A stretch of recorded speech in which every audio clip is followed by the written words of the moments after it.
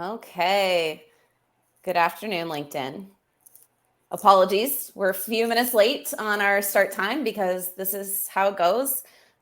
Jason, Heather, Carl, I hope you're still here. Thanks for your comments of going, what's going on, and being excited to participate in this. So I'm just going to crash right into it as evidenced by our style on this lovely Wednesday in September. But I'm Tasha, and I'm part of the Yibu digital team, and we empower nonprofits to lead with digital. So we talk about all things digital. And I think one of the biggest conversations we're having with current clients right now as we kind of walk them through marketing, fundraising strategy is surrounding the idea of and topic of donor acquisition, strategy around donor acquisition. So I was super fortunate to meet the incredible Ronan, and I'm going to let him introduce himself in a second here. But we met at a conference. I don't know. I remembered your name because it's my son's name. And then we started chatting about acquisition post that, and your name kept getting thrown around. So I'm really thankful you're here with us today. And you have a lot going on as well outside of my kerfuffle with timing. So I'll let you introduce yourself and say a little bit about what you do for work and your life currently as well. Thanks, Tasha. Hi, everybody. I'm Ron Tull. I'm the Director of Integrated Marketing and Fundraising at NCC, Nature Conservancy of Canada. And I've been fortunate to be here for almost 4 years. Awesome. Been a fundraiser for, I think, upwards of 12, 13 years now. Lose track. Had a former life as a management consultant, focusing on succession planning and strategic planning, which was wonderful but exhausting. Found my way into fundraising. And as a fundraiser, I've been fortunate to be on both sides as a consultant with agencies, so practitioner for a bit, and also with nonprofits themselves, most recently and currently with NCC, an organization that I personally love the work that we do with. That's why I've been here for so long. Awesome. Tasha mentioned a bit about personal life. This is actually my last day at work for a bit because we're having a baby girl next Tuesday. So our exciting. First. It's Yes. pretty exciting. Lots of things happening, but not quite as exciting as talking about donor acquisition, a topic near and dear to my heart. Well, I don't know if, you know what, like in a couple weeks, we'll have this again. And you know what, you may be like, most exciting thing I've talked about is babies in the last 3 weeks. So, changing diapers. Exactly. You're on a whole new role, which I'm very, very excited for you for. And I feel pretty confident you're going to ace this in exactly the same way that, donor acquisition is just your specialty. You know what, babies may be your specialty in a couple weeks too. So I hope everyone's still with us. Again, it's recorded so I can share it around to everyone afterwards.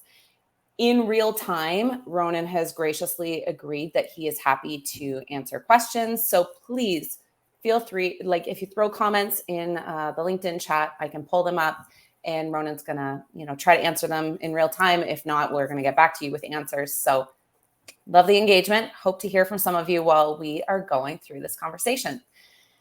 So we're starting it off with kind of, donor acquisition, such a fantastic conversation and just something I think post-COVID especially, I'm seeing this as the topic because a lot of nonprofits also gained donors they weren't kind of expecting during COVID, right? And that was incredible. They have, a couple thousand sometimes new donors, but there's no plan. And so I think COVID has only highlighted that strategy and donor acquisition really need to be married together as part of your nonprofit's plan. And it just seems to be the conversation that keeps coming back up is not only how do we get donors, but how do we retain donors? And I think NCC and the work you're doing, Ronan, seems like it's taking it to that next level.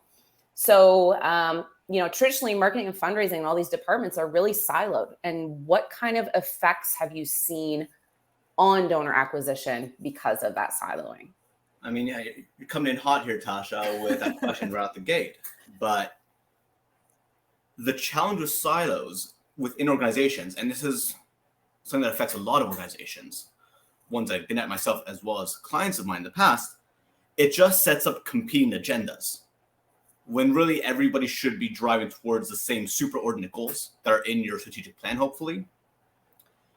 But without connecting across different departmental lines, you end up trying to achieve competing goals. And you can't do effective fundraising or marketing to grow the brand awareness without those other departments. I'll take our work at NCC.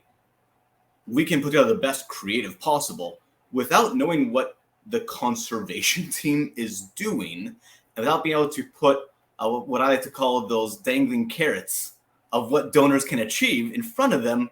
We're not going to be successful in acquiring donors. Further, if we're not able to show what has happened since they donated, we're not going to retain them, which completely nullifies the work that went into acquiring them in the first place. If you don't have organizational support on the budget, you can't run meaningful campaigns. There will be the conflict between marketing, which wants to optimize the donor experience or the user experience, and perhaps finance that wants to keep costs under control. But if you are able to communicate effectively internally why you might be running a campaign that does not generate a positive return, like a prospect campaign, you'll get a lot more buy-in.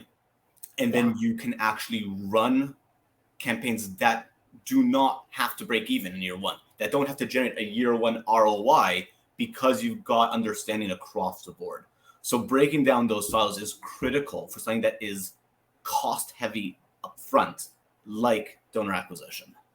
Yeah, absolutely. And I don't know if people want to throw in the comments, like, if you're feeling your departments are siloed, do you feel like marketing and fundraising are playing together? And I love even your title at NCC. And I mean, I know I talked to Tara Irwin from UHN, and similarly, there's this starting to become this role and title talking about the integration between marketing and fundraising. And as you're highlighting, it goes even beyond that integration, right? Because if the people who are actually putting out programs, who are then seeing what the results are, who are, are not also kind of connecting back in at some point to marketing and fundraising efforts, it's going to be disconnected, and maybe that disjointed feel also exists for your donors.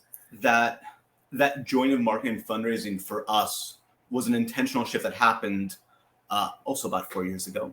Yeah. And it really takes shape because of your standard marketing funnel. If you focus on those two aspects, marketing consider that the communications with the public that affect the relationship with your brand. Yeah. And fundraising are the activities you do that enhance or optimize your donors' lifetime contributions, how much they give to you over their lifetime of support. What we've done here intentionally is married the two so that our team, another team under the direction of my wonderful colleague, Talene Hepburn, focuses heavily on the brand building and marketing, building of awareness of NCC's brand and identifying leads, which frees up my team to focus almost exclusively on the conversion, not just solicitations that actually drive new donors, but cultivating them, communicating impactful pieces that make them feel appreciated and valued, but we're starting off from a point where they have some brand awareness because of that marketing work that she's done. And it really does create that nice funnel for us to get a better cost of acquisition. I mean, I love even just the word cultivation. I just like it. It's so much nice. Like, I don't know. There's just like conversion, cultivation. Like, I don't know. Like, they're just, I know a lot of it is very similar, but just the language is just so much. I don't know. I like the word donor versus donor acquisition, which I know everyone understands, so we tend to use it more. But even just the cultivation piece is beautiful. And I think that brings us really nicely in to the next set of questions, which I know you kind of already mentioned. But how do we enhance these, the longevity of donor relationships and optimize that lifetime value, LTV, lifetime value? How do we start doing that in our work? So let's again take a moment here to define what LTV is. And at its core, it's almost exactly what it sounds like. What is the value of an individual over their lifetime? And their lifetime, at least in our interpretation, is the length of their support to the organization. That starts when they make their first donation, even if they're part of your community before, they haven't yet financially given you any value yet. But it ends potentially at the time of their passing with a bequest. Yeah. That is the final gift that most Canadians can make. Not everyone does that, obviously, but that's the potential length of time here. And when it comes to optimizing that, and I like to use optimizing rather than maximizing, because it includes, that word includes the donor's perspective. That is ultimately how you optimize their value. And when I say take that perspective, again, the use donor-centric is used a lot and is differently defined. Don't mean use, I don't just mean using the tactics that are effective, like using the word you a lot in copy or showing images of people or animals with the eyes on the camera, which are all good proven tactics.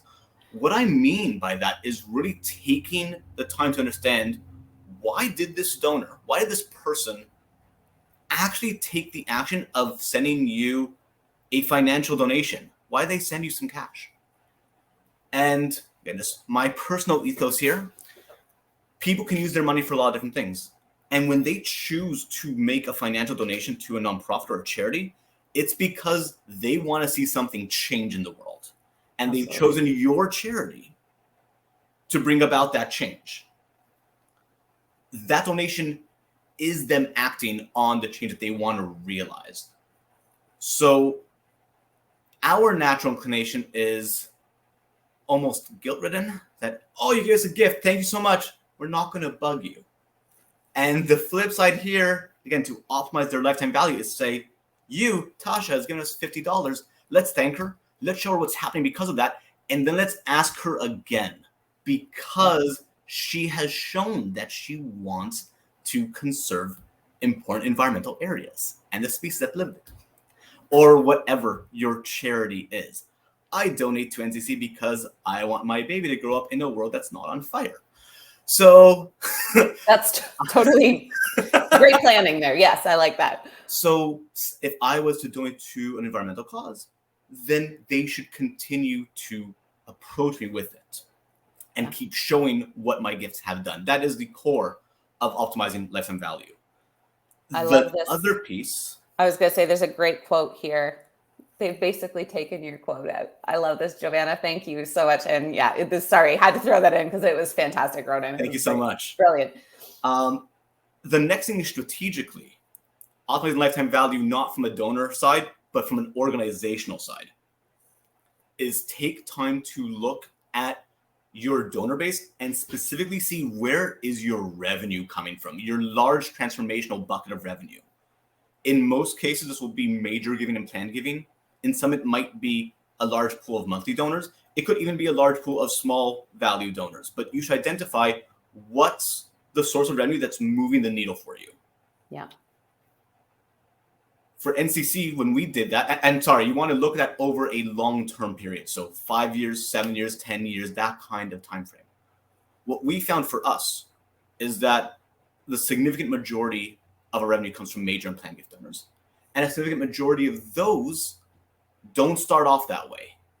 They start off as small value donors. So the natural conclusion there is, if we want to raise more money to do more conservation, we need more major and planned gift donors. If we need more major and planned gift donors, we then need to get more small value donors who are then retained and guided towards those donation options. That's not going to be true of every organization, especially I think about hospital foundations, I think about arts foundations. You're going to get a lot more major giving coming just straight in the door. Yeah. But for the vast majority of organizations, take a look at your source of PG, planned gifts, and major gifts. See where they started. And if they are a significant source of your revenue right now, that type of giving, focus on how they first entered your community.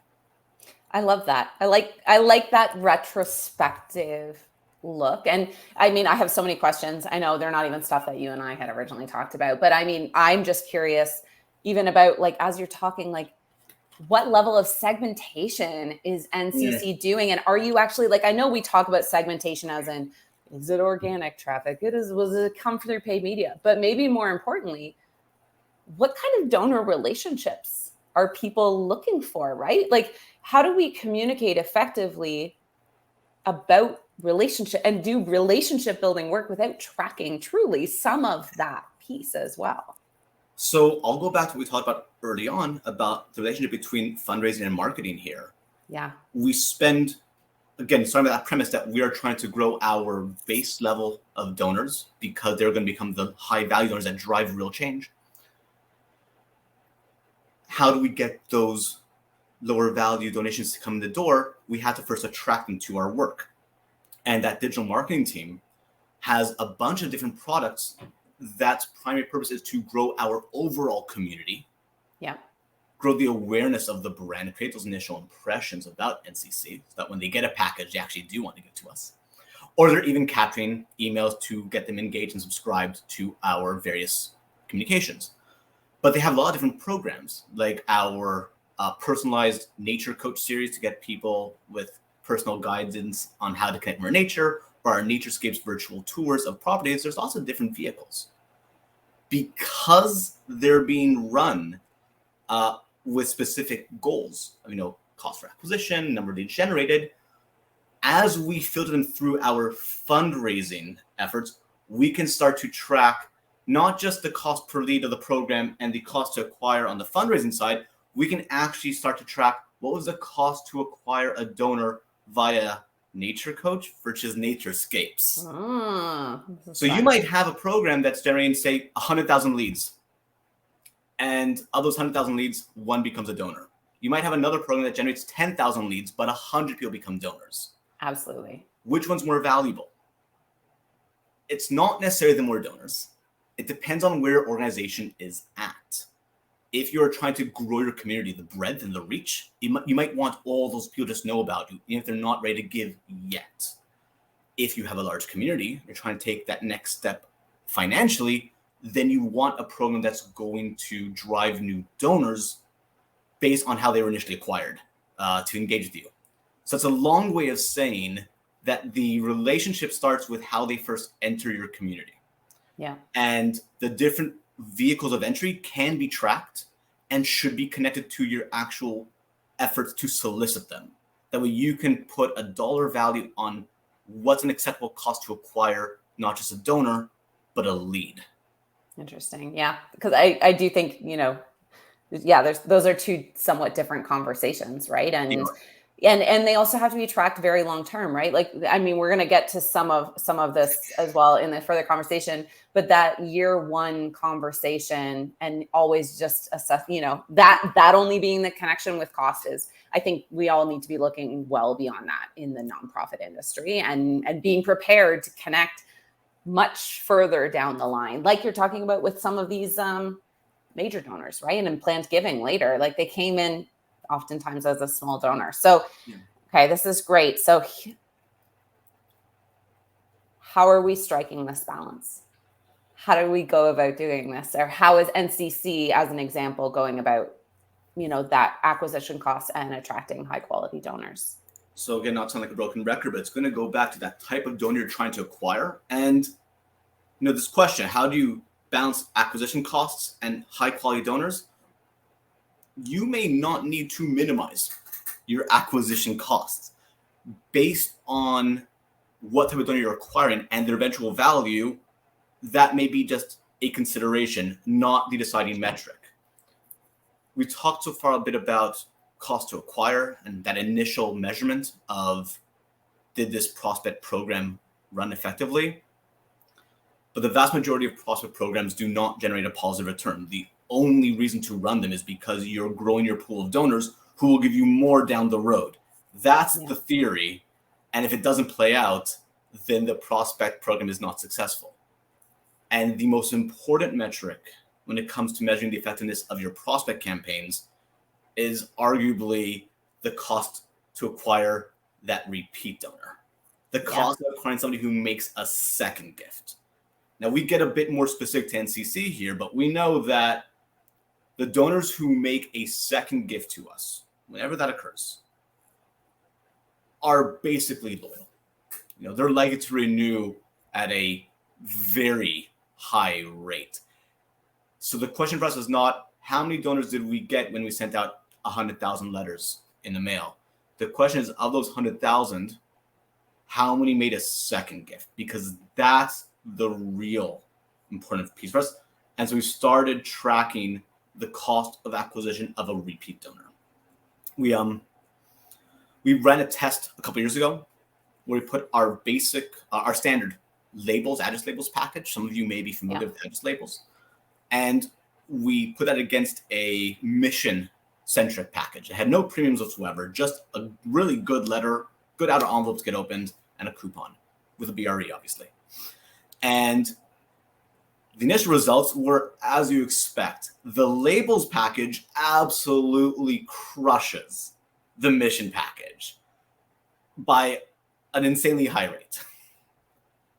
But you look at it after the end of year 2, and while the number of donors that have made a second gift is not yet on par, the cost to acquire a second gift donor is pretty much dead. It's a dead heat. Yeah. Now you can take away from that a few different things. If the cost of the mission package is a lot less and the cost to acquire second gift donors basically the same, you can send out many more packages and get back many more repeat donors. You could also say that you want to provide them an incentive to get them in the door at the outset. So again, you can slice this a bunch of different ways, but the key is to look at what was the cost of somebody who made a second gift to you, because they're probably in it for the long haul. So interesting. And out of curiosity, and I'd love if people are tracking this second gift donors idea. If you are, throw it in the comments, just a yes, no. But I'm interested to know, like, when you're saying second gift donors, does this apply to only monthly donors or just anyone? Anyone? See, because I think that's an interesting metric that not everybody is paying as much attention to, right? Is I know the conversation around monthly, big deal, and monthly is critical for a lot of nonprofits to grow. They need to grow that monthly pool. I mean, just for planning, strategy, program offerings, it's key, right, to have those monthly donors. But I do think there's something to be said for second gift donors, because if you know that someone is going to, we'll say consistently, even though it's not monthly, but they're going to consistently continue to give to you, that's a unique pool of individuals, right, to be working with. Because, it goes back to that donor pyramid, right? It's a tool that we've all learned about years ago, but you have at a base level, first-time donors, then repeat donors, then monthly, then major, then planned gift donors. Yeah. That's how the value typically goes in Canada. US is a little different, a lot more major giving, less planned giving, Canada way more valuable on planned giving side. Yeah. But monthly should always be put forward. It's an excellent way to drive someone's lifetime value and should be put in front of them early, I believe. But if you can even get them to make another gift out of that initial heartstring pull of the prospect package, and they start to care about what you're actually doing, that immediately, it's not just you're going to get revenues in subsequent years to justify the initial investment. That person now becomes a prospective major and planned gift donor for your pipeline. And that's how you're going to bring about real significant revenues, transformational revenues. Transformational revenues. And I think that even just as a term, right? Because like that's such a clever way to talk about how we're moving people up as transformational revenue. Because I think many donors want to do something transformational, right? Like they do, but the ask has to be made to say, we want you to transform what this organization can do. And that's a very different ask than when you're saying monthly, you can make this difference. Like it still makes a difference. It's not, bunch of drops of water add up, right? It does make a difference, but transformational is a great way to talk about this planned giving. And I think that it's going to lead us in perfectly. I had a little comment here. Carl and team are already looking at that second gift and measuring that. So that's awesome. Love that that's a metric they're paying attention to with his team. And so we're going to kind of tie this all together. I mean, you and I are going to have to do once you settled in with your baby, we're going to have to do this again because I have so many words. So a few weeks. You know what? You're adorable because I love that that's how you think this is going to go. But all right, let's go. So could you share insights on the leverage plan giving and this moving donors up the giving pyramid? What are some insights on how NCC kind of started to move into this process? Yeah. So the first thing is to simply be fearless when it comes to asking. And I'll go back to that earlier point I made. We have this natural proclivity to say we've already done too much. Let's ease off the throttle. if someone, not necessarily after their first gift, but if someone has identified themselves as a person who cares about what you're doing through maybe that second gift, you should be in front of them talking about making a monthly gift. You should be in front of them talking about stretching from maybe 100 to 1,000 or 5,000, giving them appropriate incentives to do so. Maybe that's a specific program, maybe something that can happen because of their increase. Give them reasons to stretch because they've shown that you are their agent of change. You are their agent of change. Give them a way to do it. Yeah. And going on with that is doing X and Y, not X or Y. So someone who has responded to your basic 2-page letter with a number 10 OE and has sent you $100 a year for the past 10 years, keep sending them those things. They're going to respond. Yeah. And start sending them planned giving letters of people who have made bequests to your organization, who have left maybe a 2% residual of their estate to your org, which end up being incredibly good for you. Yeah. And for them. But it doesn't mean that you stop what they were already giving. The other part that I would focus on moving people up the pyramid is finding ways to celebrate those moves and make them feel special. There was something I did at one of my old stops at Parkinson, Canada. Anyone who's heard me talk before knows this story already, so sorry for repeating myself. But we were trying very hard to grow our monthly donor file at the time. It was small. We wanted to get to 10% of the file. And what we started doing was sending them tulips, origami tulips with little magnets that went out every month commemorating how many years they had given. Wow. The first year through fourth year was a red tulip. The fifth year was a white one. 6 through 9 was red again. And the 10th was a Parkinson tulip. And so we started to make these beautiful handmade touch points. It was not cheap to do, but you end up with these memeable, shareable moments of people posting to Twitter, or X now, of how many tulips they've collected are on their fridge at home, which then gets shared. And then so I want that. That's nice. My mom suffered from Parkinson's. I'm going to give $10 a month. It's just a small thing that, again, is personal to that person, the individual who's giving monthly, and celebrated their longevity as a significant donor. So look for things like that in whatever cause you're working, whatever your charity does. Pick a group, whether it's major, planned, tribute, monthly, online, whatever, symbolic giving. Find a group that you think is valuable and find a way to celebrate that with them. And you should see a natural increase in their value. I love that. I think that's great. And one thing I mean, I have so many points out of what you've just said because these are great insights. But one of the things you said about being fearless right at the beginning, and I do think a lot of the times there's a little bit of okay, we've already got this monthly donor. We should not talk to them again because we're terrified they're going to choose to stop, right? Or they're going to change their mind. But I think that's sometimes not giving enough credit to people who are already giving and care. I don't think many people, I mean, maybe there's some people who could set it and forget it on their credit card. I'm sure there's some of those. But I think instead, if you're continuing education, if you're continuing conversation, if you're continuing to show them appreciation, I don't think most of us work that way. I don't think most of us are going, oh, we just got another letter from this organization. I guess I'm going to pull the cord on my giving. I have a feeling most people who are giving, that's not their natural inclination. Do you know who gets bored the most by the same message that we put out to market? It's us. Because we see the same letter again and again and again. If it's working, you should continue to send it out because, as you said, Tasha, somebody who's giving monthly, they really care about what you're doing. That means you shouldn't shy away. You should lean in. Lean in hard. And even more. Yeah.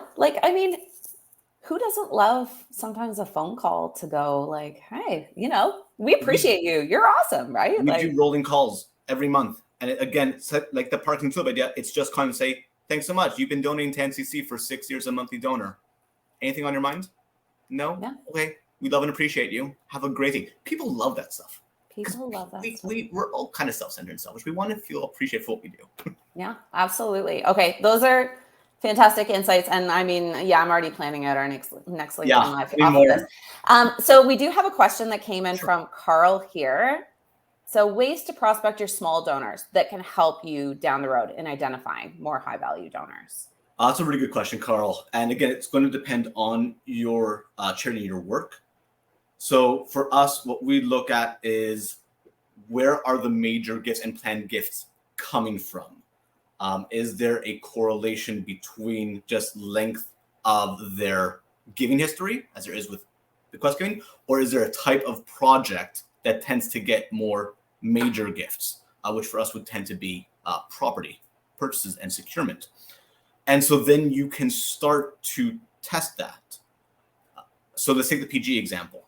If we know that more bequest donors come to NCC because they've given, say, 10 years of consistent support, what kind of package can we put out that has a shorter lead time to the second gift and a higher rate of getting a second gift? Because that's going to lead to people giving every single year, which leads or correlates with their higher bequest giving. So we can start to play with the initial prospect package that gets a consistent donor. If it's major gift donors we're looking for, we might try a package that focuses heavily on properties, or what we're trying to do right now, specific project, with the aim of then pulling out those donors to our prospect research team to look at, hey, 500 people gave to this. Can you identify anybody with a higher capacity to make a major gift that we can start to cultivate now? We've pulled them in with a small thing. Can you find for us the golden nuggets here? And then we work on that. So it depends, again, on where are your major or high value donors coming from, what's driving them, how can you start to create a breadcrumb trail to get the right people to self-identify and make that initial gift. I love that. Okay, that's fantastic. So I'm going to just throw this out here because I know we're already starting to go over time, which I knew was going to happen. So connecting with Ronan, how can people get a hold of you if they have questions or comments, or how would you prefer? I am always happy to talk fundraising, especially about prospect acquisition or different things we're doing at NCC. Love talking to people. Probably not over the next few weeks, but reach out no matter what. The best way to get a hold of me is on LinkedIn. Just shoot me a message, and then we can set up a time to chat, do a video call, whatever. Awesome. Love coffee. Coffee chats, also always great. But LinkedIn is the first way to reach me. Yeah, absolutely. And I know you're often very quick to respond in there, which is great. And over the next couple of weeks, we'll all try to keep it quiet. But people who are listening in today, Ronan, thank you so much. And, if people have further questions, comments, things you would like, we can pick Ronan's brain on in our next LinkedIn Live. Send them to me. And we appreciate you all. Carl, thank you for participating in the conversation today, and other people who were kind of throwing in comments along the way. And donor acquisition. I'll add one more thing. If you want to meet in person, I'll be at Accelerate speaking with the one and only Maeve Strathy. So I'll be there if anybody wants to say hi at that time. Absolutely. I'll be at Accelerate too. So we'll just have to stand together and get a picture, right? In real life. Okay. Thank you, everyone. Have a great day. Bye. Guys.